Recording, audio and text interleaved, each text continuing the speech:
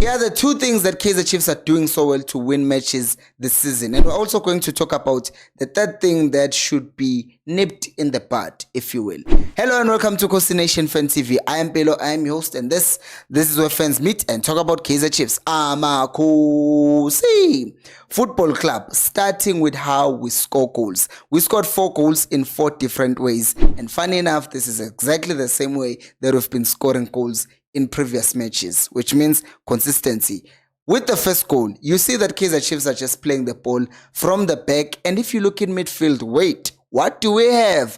We have 4 people in our midfield. You have the 2 6s, which is Yusuf Mart and Samgelo Zwane, and you have the 2 10s, which is Umtutuzi Shabalala and Ukaston Sereno. But SuperSport United were like, we are ready for this, so we're just going to congest that midfield by having 3 people block the balls going into midfield and having 3 midfielders sitting there. But Kaizer Chiefs are like, okay, you are trying to stop us from playing through the middle. We have Frosler who's giving us width on the left. And the moment that happens, Frosler is on the right and the ball is played to him. Now the young defender is like, oh my days, what do I do? Do I let Frosler play the ball or do I stay in position? That is called tensions. He is in a situation where he's like, do I go? Do I not go? And then he goes, and that's the mistake that he makes. Because the moment he moves out of position, it creates space for Mtu Shabalala to go into that area and receive the ball.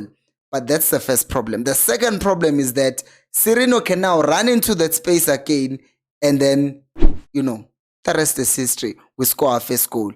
We score it by our shape in how we build out from the back. We congest the midfield, but we still have width given to us by our fullbacks. Which leads us to our second goal, which is Yusuf Mart. And it wasn't a header, it touched his shoulder, but that does not matter.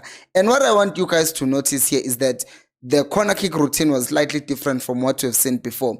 You see, in the far post, you have Rangachivaviro basically blocking that other guy. We'll talk about why he's doing that. And you have also, right there in the near post, but just outside the 6-yard box, you have Umtusha blocking another player. And we'll talk about why that is again. And then you see our strongest headers of the ball. Inacio Miguel, near post, Mtusha Balala is making sure that no one is standing in the way of Inacio making that run. Centrally, you have Rashun Totli, who's just going to be running straight down. And then down the right, now you have Bradley Cross. And it's interesting. I wonder if you guys have noticed that Bradley Cross is also regarded, and he's the one who's always running because he's trusted to be the one who's at the end of heading the ball. And I think we also saw him missing one of the headers. But those 3 are seen as our strongest headers because in every corner kick routine, they are the ones who are expected to make the runs and try to hit the ball.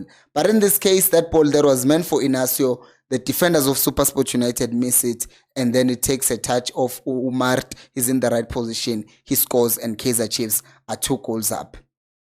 We are 2-0 up. Now, let's talk about this other thing. Why have you not subscribed? Because you're enjoying the video, right? It's premium content. Subscribe and like the video as well if you are already subscribed. Let's look at how we scored our third goal. And this one is also very interesting because Kaizer Chiefs are in a situation whereby they are now using the third method of scoring a goal, and this is in counter attacks. Oh, this is beautiful. So you see that Kaizer Chiefs wins the ball back, but I want to show you something amazing. Look at Riff Frosler's head, right? He's not just clearing that ball away, but he's actually looking up to see who's running. Mind you, there's a person who's pressing him down on his right, and there's a person who he has just dispossessed.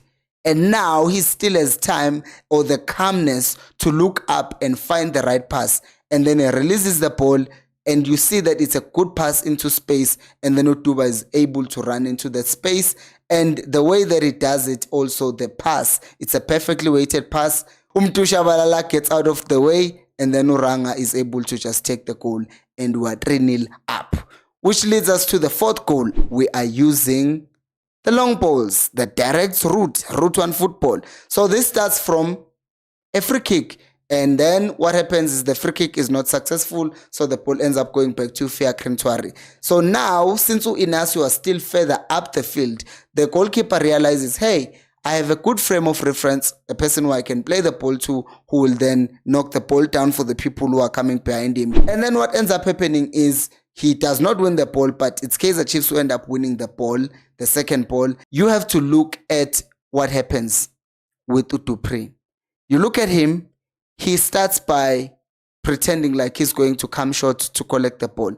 The defender follows him, and then he goes back, and then he goes out again, and then he runs into space, and then he just finishes perfectperfectly. Constant movement makes defenders go, okay, is he going or is he coming back? And they are now out of position, or they are just wrong-footed, and then Dupree's end up scoring that goal. And I'm happy for him.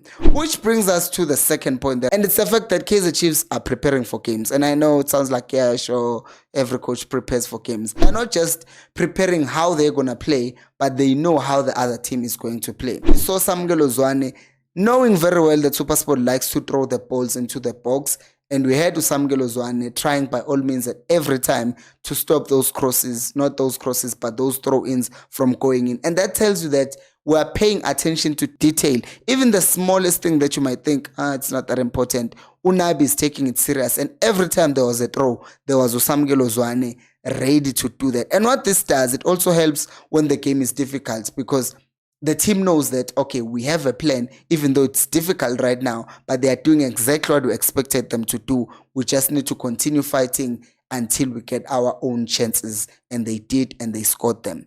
Now, let's move on to the thing that I did not like. By the way, while we're here, while we're still talking about the nice things, if you haven't, please like the video and subscribe to the channel. Help me reach 50,000 subscribers by the end of this year. Danko, we have to start by saying this.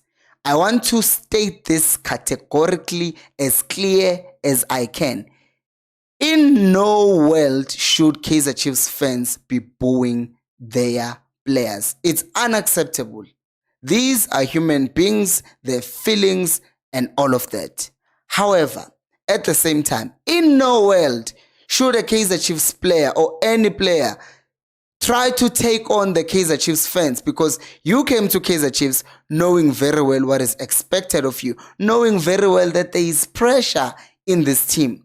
So if you are Ranga Chivaviro and you get 2 clear chances and you miss them, the first one, there is no excuse for missing that chance. He could have put it top left corner of the goalkeeper. He could have still scored in the near post.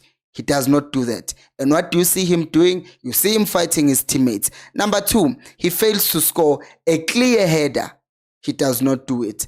And then finally, after missing 2 clear-cut chances, he scores the third one, and then he does this to fans. What nonsense is that?